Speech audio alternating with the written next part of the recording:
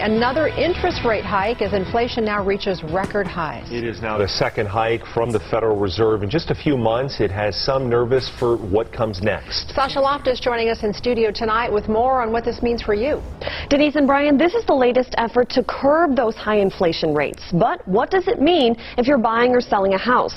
I spoke with an expert tonight to find out. Today's the first day we've shown it. Christopher Haraway is selling his home, and he's optimistic about the future, even as things continue to change. I've owned a couple of properties in Vegas. I bought them at different times. Vegas is always a good market to be in. On Wednesday, the Federal Reserve announced another interest rate hike of 3/4 of a point, the second in as many months.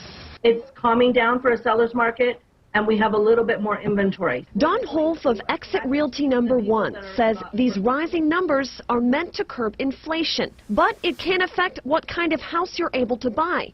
A higher interest rate means a bigger monthly payment, which can require more money down. If somebody qualified for a $500,000 house at a 4% interest rate, let's say, and it went up to 5%, they would lose about $10,000 to $20,000 in buying power. But Houlf says it's all about perspective.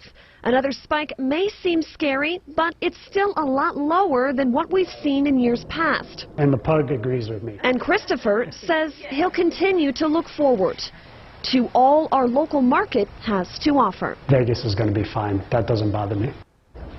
Dawn said it's important to note these federal interest rate hikes will affect your credit card, student loan, and HELOC payments. They will also raise car loan rates.